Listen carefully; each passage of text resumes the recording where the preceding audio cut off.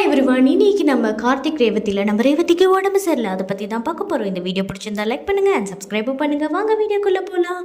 அதாவது பார்த்திங்கன்னா நம்ம ரேவதி வந்து கார்த்தியும் வந்து ரிஜிஸ்டர் ஆஃபீஸ்லாம் போயிட்டு அப்புறம் விசா ஆஃபீஸ்லாம் போயிட்டு எல்லாம் முடிச்சுட்டு வீட்டுக்கு வராங்க. வீட்டுக்கு வந்தோடனே பார்த்திங்கன்னா திடீர்னு ரேவதிக்கு உடம்பு சரியாமல் போயிடுது. என்னன்னு பார்த்தீங்கன்னா குவான்னு வாந்தி எடுத்துகிட்டு இருக்காங்க. டபர்னு திடீர்னு கதவை திறந்துட்டு பாத்ரூம் திறந்துட்டு போய் வாந்தி எடுத்துகிட்டு வராங்க. நம்ம கார்த்தியும் பார்த்துட்டு என்னதான் ஆச்சு உனக்கு, என்ன போயிட்டு வாந்தி எடுக்கிற அப்படின்ற மாதிரி கேட்குறாங்க. அப்போ வந்து ரேவதி சொன்னாங்க, இல்லை எனக்கு சாப்பிட்டது ஒத்துக்கல, அதனால தான் எனக்கு வாந்தி வருதுன்னு பேசி திருப்பியும் வாந்தி வருது. போயிட்டு அங்கே திரும்பி வேன் வாந்தி எடுத்துடுறாங்க. இதே ரொட்டீனாக நடந்துக்கிட்டு இருக்கு. உடனே கார்த்தி வந்து அவரே வந்து போயிட்டு என்ன பண்ணுறாருன்னா மெடிக்கல் ஷாப்பில் போயிட்டு வாமிட் நிற்கிறதுக்காக ஒரு மருந்தை வாங்கிட்டு வந்துடுறாரு. வாங்கிட்டு வந்த கையோடு பார்த்திங்கன்னா ரேவதி ரொம்ப டயர்டாக வாந்தி எடுத்து இருக்கிறாங்க. வீட்டில் இருக்கிறவங்க யாருக்கும் கேட்கல போல இருக்கு, பார்க்கவும் இல்லை ரேவதியை காணோன்னு.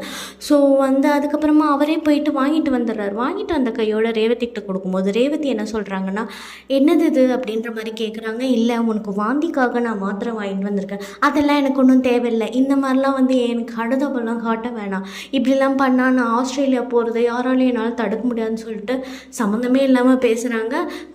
ஆஸ் யூஷுவல் நம்ம கார்த்திக்கு தாங்க முடியல, என்னடா இது அப்படின்ற மாதிரி யோசிக்கிறாரு.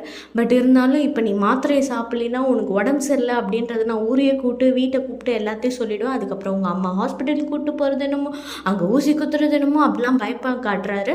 அதனால ரேவதி ஐயோ அப்பா சாமி தேவையே இல்லை, எங்கள் அம்மா வந்தாங்கன்னா அதோட ரொம்ப மோசம், அது ஒரு பெரிய பிரளயமாக காமிச்சிடுவாங்கன்னு சொல்லிட்டு சரி ஓகே நீ கொடுத்த மாத்திரையை நான் சாப்பிட்றேன் அப்படின்னு சொல்லிட்டு லபக்குன்னு முழுங்கிடுறாங்க. அதுக்கப்புறமா பார்த்திங்கன்னா அவங்களுக்கே வாமிட் வர மாதிரிலாம் தோணுது, ஆனால் வரமாட்டேங்குது. என்னடா இது, நம்மளுக்கு வாந்தி ரெகுலராக எடுத்துகிட்டு இருந்தோமே, இப்போ வாந்தியே வரலேன்னு அவங்களுக்குள்ளேயே ஒரு ஆச்சரியம் கிளிலாம் பார்த்துக்கிறாங்க. கடைசியில் பார்த்தா வாந்தி நின்றுடுச்சு.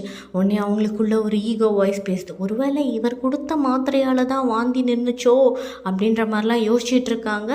அதுக்கப்புறம் அவங்க ஆனால் வெளியில் நன்றிலாம் சொல்லலை, அப்படியே கமுக்கமாக இருந்துடுறாங்க. இதோட இந்த ப்ரோமோ முடியுதுங்க. தயவுசெய்து இந்த வீடியோ பிடிச்சதை லைக் பண்ணிவிட்டு கொஞ்சம் சப்ஸ்கிரைப் பண்ணுங்கள் ப்ளீஸ்.